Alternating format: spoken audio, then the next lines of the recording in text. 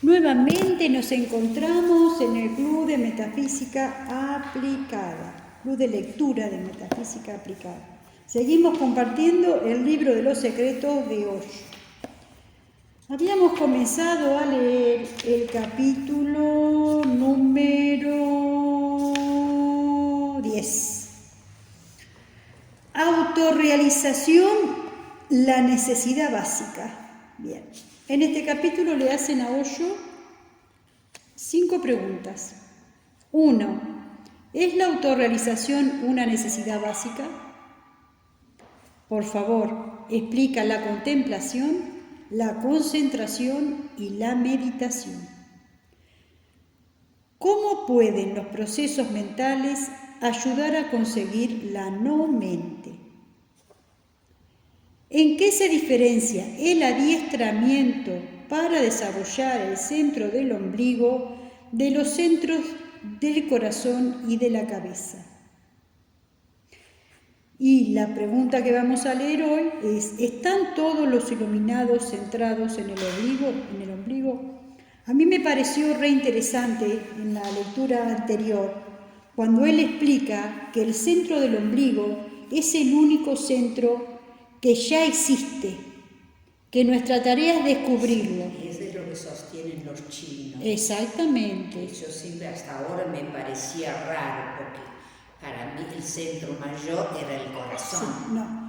Entonces, el centro real del ser humano es el ombligo, que es lo que nosotros explicamos también desde la biología, Mona. Nacemos de ese centro. No solamente eso, nosotros podemos estar sin cabeza, sin pierna, pero mientras nos está funcionando el sistema básico, nosotros estamos vivos. Bien. Pero sí explicó que tanto la cabeza como el corazón son desarrollos. Esas son, exactamente, son desarrollos. Bien. La pregunta que vamos a leer hoy, la respuesta a la pregunta que vamos a leer hoy es: ¿están todos los iluminados centrados en el ombligo? Por ejemplo, Krishnamurti, ¿está centrado en la cabeza o en el ombligo? ¿Estaba Ramakrishna centrado en el corazón o en el ombligo? Muy bien. Todo iluminado está centrado en el ombligo, pero la expresión de cada iluminado puede fluir por otros centros. Comprende la distinción claramente. Todo iluminado está centrado en el ombligo. No existe otra posibilidad. Pero la expresión es otra cosa. Ramakrishna se expresa desde el corazón. Usa su corazón como un vehículo de su mensaje. Lo que ha encontrado en el ombligo lo expresa a través del corazón. Canta, baila, esa es su manera de expresar su dicha. La dicha se encuentra en el ombligo, en ninguna otra parte. Está centrado en el ombligo, pero ¿cómo decir a los demás que está centrado en el ombligo? Usa el corazón para expresarlo. Krishnamurti usa la cabeza para expresar. Por eso las expresiones de ambos son contradictorias. Si crees en Ramakrishna, no puedes creer en Krishnamurti. Si crees en Krishnamurti, no puedes creer en Ramakrishna. Porque la creencia siempre se centra en la expresión, no en la experiencia. Ramakrishna le parece infantil a un hombre que piensa con la razón. ¿Qué son esas tonterías de bailar y de cantar? ¿Qué está haciendo? Buda nunca bailó y este Ramakrishna está bailando. Resulta infantil. A la razón, el corazón siempre le parece infantil. Pero al corazón, la razón le parece inútil, superficial. Lo que dice Krishnamurti es lo mismo. La experiencia es la misma que lo fue para Ramakrishna, o para Chaitanya, o para Mira. Pero si la persona es mental, su explicación su expresión es racional. Si Ramakrishna ve a Krishnamurti le dirá, venga, vamos a bailar, ¿por qué perder el tiempo? Con la danza se puede expresar más fácilmente y llega más adentro. Y Krishnamurti dirá, ¿bailar? Uno queda hipnotizado con la danza. No bailes, analiza, razona, compréndelo, analiza, sé consciente. Son centros diferentes que se usan para expresar, pero la experiencia es la misma. Uno puede pintar la experiencia. Algunos maestros zen han pintado la experiencia. Cuando se iluminaban, la pintaban, no decían nada, solo la pintaban. Los rishis, los sabios de los Upanishads, han creado bellos poemas. Cuando se iluminaban, creaban poesía. Chaitanya solía bailar, Ramakrishna solía cantar, Buda y Mahavira usaron la cabeza, la razón para explicar, para decir lo que habían experimentado. Crearon grandes sistemas de pensamiento para expresar su experiencia. Pero la experiencia no es ni racional ni emocional. Está más allá de ambas cosas. Ha habido pocas personas, muy pocas, que pudieron expresar a través de ambos centros. Puedes encontrar muchos Krishnamurti, puedes encontrar muchos Ramakrishnas, pero solo a veces sucede que una persona puede expresar a través de ambos centros. Entonces esa persona resulta confusa. Entonces nunca está a gusto con ese hombre porque no puede concebir ninguna relación entre ambos porque parecen contradictorios.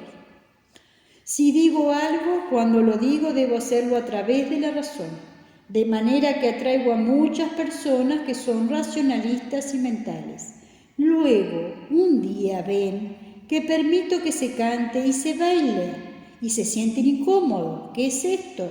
No hay relación. Pero para mí no hay contradicción. Bailar también es una forma de hablar y a veces una forma más profunda. La razón también es una forma de hablar y a veces una forma muy clara. Así que ambos son formas de expresión. Si ves a Buda bailando, estarás en dificultades. Si ves a Mahavira tocando la flauta de pie y desnudo, no podrás dormir. ¿Qué le ha sucedido a Mahavira? ¿Se ha vuelto loco? Con Krishna la flauta está bien, pero con Mahavira es absolutamente increíble. Una flauta en manos de Mahavira, inconcebible, no puedes siquiera imaginarlo. Pero la razón no es que haya contradicción alguna entre Mahavira y Krishna, Buda y Chaitanya. Se debe a una diferencia de expresión. Buda atraerá a determinado tipo de mente, la mente orientada hacia la cabeza. Y Chaitanya, a Ramakrishna, atraerán justo lo opuesto, la mente orientada hacia el corazón. Pero surgen dificultades. Una persona como yo crea dificultades. Yo atraigo a ambos y entonces nadie está a gusto. Cuando hablo, la persona orientada hacia la cabeza está a gusto, pero cuando permito el otro tipo de expresión, la persona orientada hacia la cabeza se siente incómoda. Y lo mismo le sucede al otro cuando se usa algún método emocional.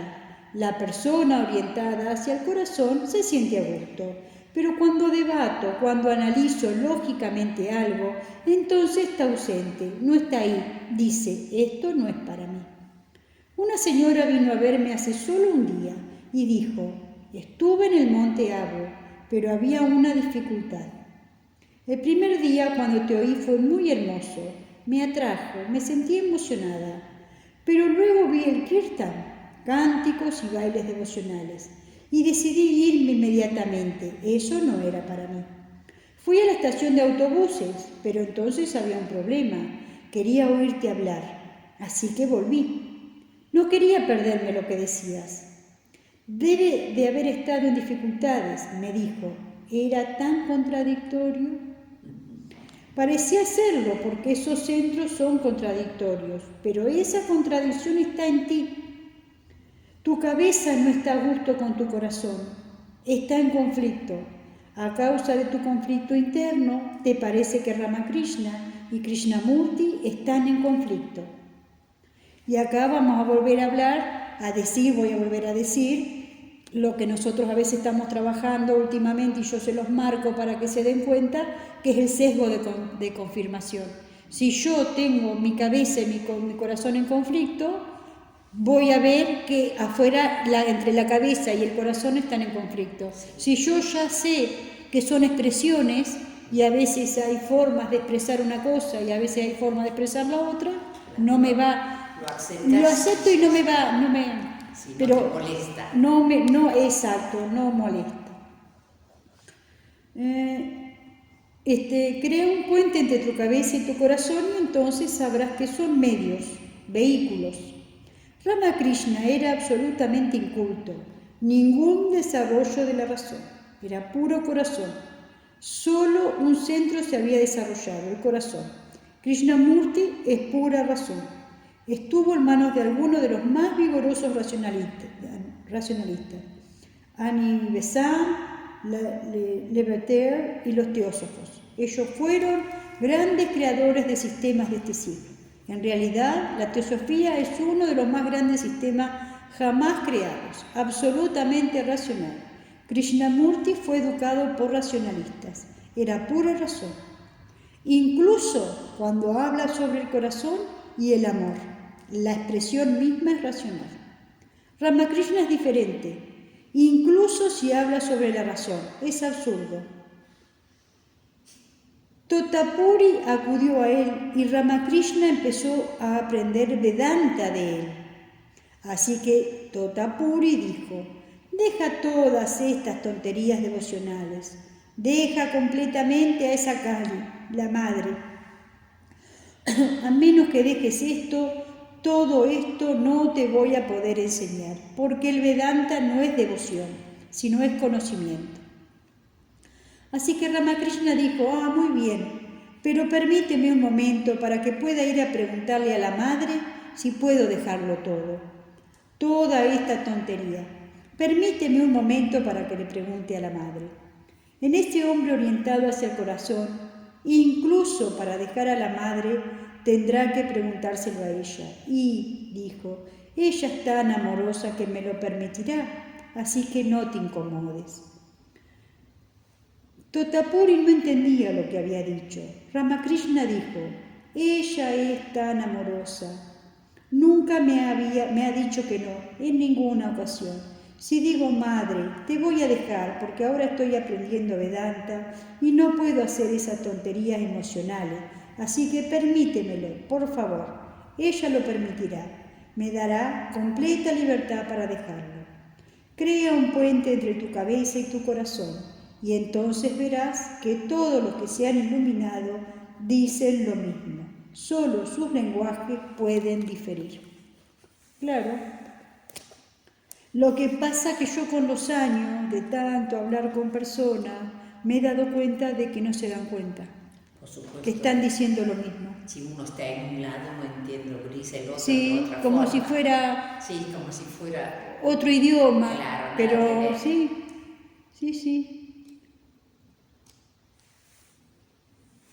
Bien, voy a leer el capítulo 8. Aceptación total y no división. El significado de la pureza tántrica. Chan. Pregunta, una sola pregunta en este capítulo. ¿Qué es la pureza para el Tantra? Una de las cosas que se preguntan es, ¿qué significa el Tantra al hablar de la purificación de la mente? La pureza de la mente como condición básica para seguir progresando. Todo lo que corrientemente se da a entender cuando se habla de pureza no es lo que quiere decir el Tantra. Normalmente lo dividimos todo en malo y bueno. La división puede hacerse por cualquier razón. Puede hacerse higiénicamente, moralmente o de cualquier otra manera, pero dividimos la vida en dos, bueno y malo. Y normalmente cuando decimos pureza, queremos decir lo bueno, las cualidades malas, y yo es como si le pusiéramos comillas a esa palabra, no deberían permitirse, y las cualidades buenas, otra vez comillas, deberían estar presentes. Pero para el Tantra, esta división de bueno y malo no tiene sentido. El Tantra no mira la vida a través de ninguna dicotomía, ninguna dualidad y ninguna división. Entonces, ¿qué es la pureza para el Tantra? Es una pregunta muy relevante. Si le preguntas a un santo, dirá que la ira es mala, que el sexo es malo, que la avaricia es mala. Si le preguntas a Gurdjieff, dirá que la negatividad es mala, que cualquier emoción que sea negativa es mala y que ser positivo es bueno. Si le preguntas a los jainas, a los budistas, a los hindúes, a los cristianos, a los maometanos, puede que difieran en su definición de bueno y de malo, pero tienen definiciones. Llaman malas a ciertas cosas y buenas a ciertas cosas. De modo que no les resulta difícil definir la pureza. Cualquier cosa que consideran buena es pura y cualquier cosa que consideran mala es impura. Pero para el Tantra es un profundo problema. El Tantra no hace divisiones superficiales entre lo bueno y lo malo. Entonces, ¿qué es la pureza? El Tantra dice que dividir es impuro y que vivir en la no división es pureza. Así que para el Tantra, pureza significa inocencia, inocencia indiferenciada. Hay un niño, lo llamas puro. El niño se enfada, tiene avaricia, así que ¿por qué lo llamas puro? ¿Qué es puro? ¿Qué es puro en la infancia? La inocencia. No hay ninguna división en la mente del niño. El niño no tiene conciencia de ninguna división en lo que es bueno y lo que es malo. Esa inconsciencia es la inocencia. Incluso si se enfada, no tiene ninguna intención de estar enfadado. Es un acto puro y simple. Sucede. Y cuando la ira se va, se ha ido. Y no queda nada de ella. El niño vuelve a ser el mismo, como si nunca se hubiera enfadado. La pureza no ha sido afectada. La pureza es la misma. De manera que el niño es puro porque no hay mente. Cuando más crezca la mente, más impuro se volverá el niño. Entonces la ira aparecerá como una cosa calculada, no espontáneamente. Entonces a veces el niño reprimirá la ira, si la situación lo permite. Y cuando la ira es reprimida, a veces será transferida a otra situación. Cuando en realidad no hay ninguna necesidad de enfadarse, se enfadará, porque la ira reprimida necesitará alguna salida. Entonces todo se volverá impuro, porque ha entrado la mente. ¿Qué está diciendo Osho? Osho está diciendo de que si yo me enojo y no puedo decir nada, porque me van a retar, me van a tratar mal, me van a echar del trabajo, ¿sí? Entonces ¿yo qué voy a hacer? Voy a tener toda esa energía y me la voy a guardar. Y después, en cualquier situación que no tiene nada que ver, la alargamos. Muy bien. Un niño puede ser un ladrón a nuestros ojos, pero un niño para sí mismo nunca es un ladrón, porque el concepto mismo de que las cosas pertenecen a los individuos no existe en su mente. Si coge tu reloj, tu dinero, cualquier cosa, para él no es un robo, porque la noción misma de que las cosas le pertenecen a alguien es inexistente. Su robo es puro, mientras que incluso tu no robo es impuro, está en la mente. Claro, es como un animal. El gato cuando se roba el churrasco no No le parece que está haciendo algo mal. No, la chacha que recibe si uno lo descubre. Sí, si uno lo descubre. Claro. Pero si no... Si no, todo feliz. El Tantra dice que cuando alguien se vuelve de nuevo como un niño es puro. Por supuesto, no es un niño, solo como un niño. Hay una diferencia y hay una semejanza. La semejanza es la inocencia recuperada. Alguien es de nuevo como un niño. Hay un niño desnudo. Nadie siente la desnudez porque un niño no es aún consciente de su cuerpo. Su desnudez tiene una cualidad diferente a tu desnudez, porque tú sí eres consciente del cuerpo. El iniciado debe recuperar esta inocencia. Mahavira está desnudo de nuevo. Esta desnudez tiene de nuevo la misma cualidad de inocencia. Ha olvidado su cuerpo, ya no es el cuerpo, pero hay también una diferencia, y la diferencia es grande. El niño es simplemente ignorante, de ahí la inocencia. Pero el iniciado es sabio, y esa es la razón de su inocencia. El niño tomará un día conciencia de su cuerpo y sentirá la desnudez. Intentará esconderse, se sentirá culpable, se avergonzará, llegará a tomar conciencia, de modo que su inocencia es una conciencia fruto de la ignorancia. El conocimiento la destruirá. Ese es el significado de la historia bíblica de la expulsión de Adán y Eva del paraíso terrenal.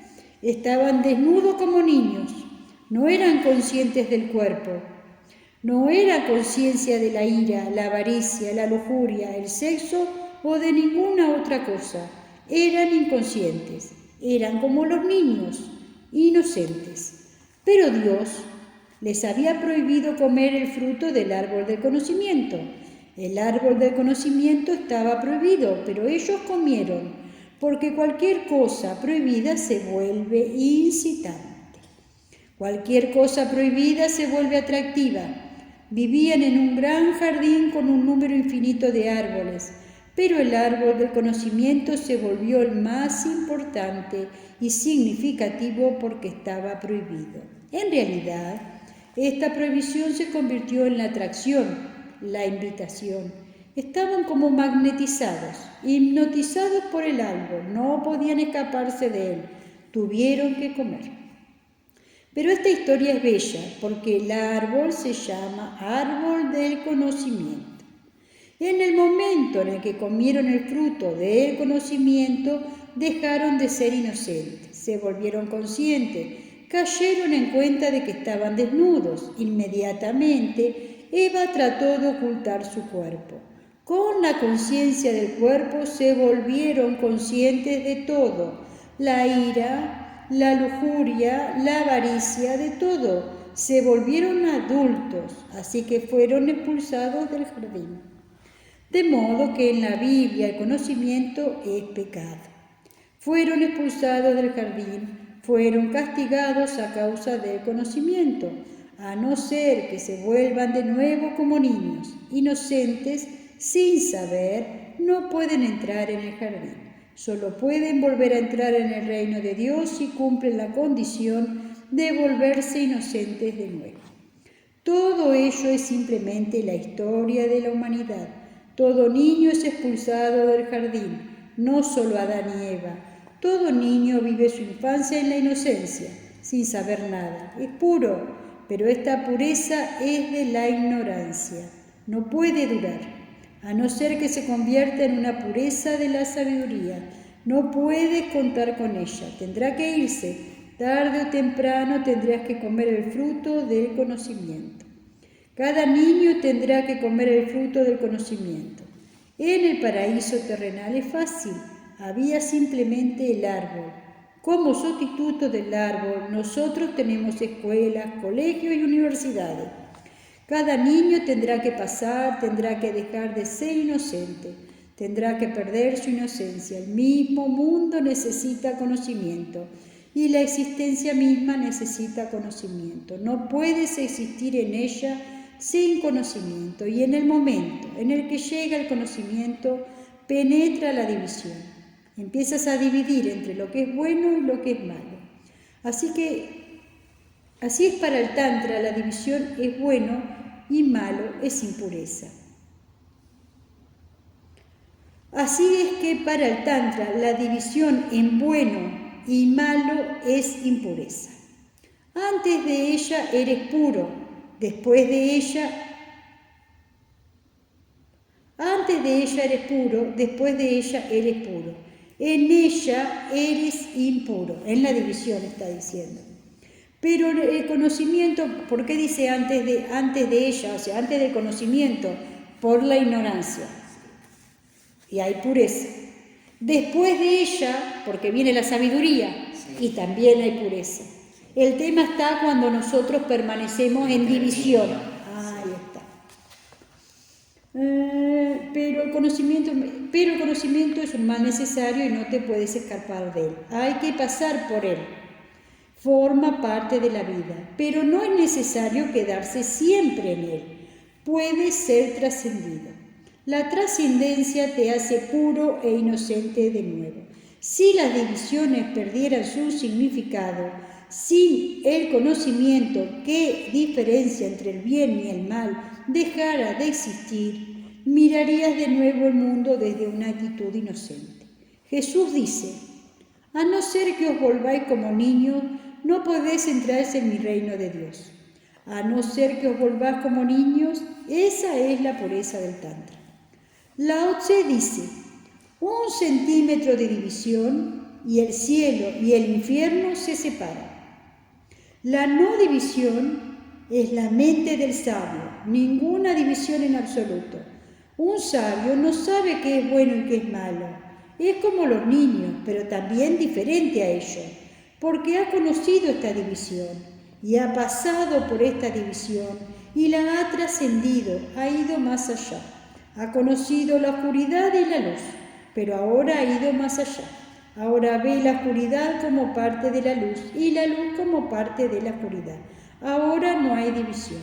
La luz y la oscuridad se han vuelto una sola cosa, grados de un mismo fenómeno. Ahora lo ve todo como grados de una misma cosa, independientemente de los opuestos que sean. No son dos. La vida y la muerte, el amor y el odio, lo bueno y lo malo, todo es parte de un fenómeno, una energía. La diferencia es solo de grado y nunca se pueden dividir. No se puede determinar que a partir de este punto hay división, porque no hay división. ¿Qué es bueno? ¿Qué es malo? ¿De dónde puedes definirlos y desmarcarlos como separados? Son siempre uno. Son solo grados de diferentes de la misma cosa. Una vez que se sabe y se siente esto, tu mente se vuelve pura de nuevo. Esa es la pureza a la que se refiere el Tantra. Así que definiré la pureza tántrica como inocencia, no como lo que es bueno. Pero la inocencia puede ser ignorante, entonces es inútil. Tiene que ser perdida, tienes que ser expulsado de ella. De otra forma no puedes madurar. Dejar el conocimiento y trascender el conocimiento forman parte del proceso de la maduración. Forman parte de ser realmente adulto. Así que pasa por él, no te quedes ahí, avanza. Sigue avanzando, llega un día en el que estás más allá de él. Es por eso que la pureza tántrica es difícil de comprender y puede ser malentendida. Es delicada, de modo que reconocer a un sabio tántrico es virtualmente imposible. Los santos y sabios corrientes pueden ser reconocidos porque siguen vuestros estándares, vuestras definiciones, vuestra moralidad. Un sabio tántrico es incluso difícil de reconocer porque trasciende todas las divisiones. Así que en realidad, en toda la historia del crecimiento humano, no sabemos nada sobre los sabios tántricos. No se menciona o se registra nada sobre ellos porque es muy difícil de reconocerlos. Confucio acudió a Lao Tse. La mente de Lao Tse es la de un sabio tántricamente despierto. Nunca conoció la palabra tantra. La palabra no tiene sentido para él. Nunca supo nada acerca del tantra, pero todo lo que ha dicho es tantra. Confucio es representativo de nuestra mente. Es un representativo por antonomasia. Piensa continuamente desde el punto de vista de lo bueno y de lo malo, o de lo que se debería hacer y de lo que no se debería hacer. Es un legalista, el mayor legalista jamás nacido. Fue a ver a Lao Tse y le preguntó a Lao Tse, ¿qué es bueno? ¿Qué se debería hacer? ¿Qué es malo? Defínelo claramente. Lao Tse dijo, las definiciones crean un lío, porque definir significa dividir. Esto es esto y eso es eso. Divides y dices que A es A y que B es B. Has dividido. Dices que A no puede ser B. Entonces has creado una división, una dicotomía. Y la existencia es una. A siempre está volviéndose B. Y A siempre está moviéndose hacia B. La vida es siempre volviéndose a la muerte. La vida está siempre moviéndose hacia la muerte. Así que, ¿cómo puedes definir? La infancia está moviéndose hacia la juventud y la juventud está moviéndose hacia la vejez. La salud está moviéndose hacia la enfermedad y la enfermedad está moviéndose hacia la salud. Así que, ¿de dónde puedes demarcar? ¿Cómo separarlas? La vida es un movimiento y en el momento en que defines provocas un barullo, porque las definiciones estarán muertas. Y la vida es un movimiento vivo, de modo que las definiciones siempre son falsas. Lao Tse dijo, definir crea no verdad, así que no definas, no digas qué es bueno y qué es malo. Así que Confucio dijo, ¿qué estás diciendo? Entonces, ¿cómo puede la gente ser dirigida y guiada? Entonces, ¿cómo se les puede enseñar? ¿Cómo se les puede hacer morales y buenos? Lao Tse dijo, cuando alguien trata de hacer bueno al otro, eso es un pecado para mí. ¿Quién eres tú para dirigir? ¿Quién eres tú para guiar? ¿Y cuántos más guías hay? Más confusión. Deja a los demás en paz. ¿Quién eres tú? Ese tipo de actitud parece peligrosa. Lo es. La sociedad no puede basarse en semejantes actitudes. Confucio sigue preguntando, y toda la cuestión es que Lao Tse dice, la naturaleza es suficiente, no es necesaria ninguna moralidad. La naturaleza es espontánea, la naturaleza es suficiente, no son necesarias leyes y disciplinas impuestas. La inocencia es suficiente, no es necesaria ninguna moralidad. La naturaleza es espontánea, la naturaleza es suficiente, no son necesarias leyes impuestas y disciplina. La inocencia es suficiente, no es necesario el conocimiento. Confucio volvió muy perturbado, no pudo dormir durante noche y sus discípulos le preguntaron, cuéntanos algo sobre el encuentro, ¿qué sucedió? Confucio respondió, él no es un hombre, es un peligro. Un dragón. No es un hombre. Nunca vayas al sitio donde está. Cuando oigas hablar del Lao Tse, huid de este lugar. Él perturbará completamente vuestra mente. Y eso es cierto, porque todo el Tantra se ocupa de cómo trascender la mente. Está abocado a destruir la mente. La mente vive con definiciones, leyes y disciplina. La mente es un orden. Pero recuerda, el Tantra no es desorden, y ese es un punto muy sutil que hay que comprender. Confucio no pudo entender a Lao Tse. Cuando Confucio se fue, Lao Tse se estuvo riendo y riendo, así que sus discípulos le preguntaron, ¿por qué te ríes tanto? ¿Qué ha sucedido? Se cuenta que Lao Tse dijo, la mente es tal barrera para la comprensión, incluso la mente de un Confucio es una barrera, que no pudo comprenderme en absoluto, y todo lo que diga sobre mí será un malentendido. Él piensa que va a crear un orden en el mundo. No se puede crear en el mundo. El orden es inherente a él, siempre está ahí. Cuando intentas crear orden, creas desorden. Lao Tse dijo, pensará que estoy creando desorden cuando en realidad es él quien está creando desorden. Yo estoy en contra de todos los órdenes impuestos porque creo en una disciplina espontánea que llega y crece automáticamente. No necesitas imponerla. El Tantra mira las cosas de esa manera. Para el Tantra, inocencia es espontaneidad. Sahata, ser uno mismo sin ninguna imposición, sin ser simplemente uno mismo, creciendo como un árbol.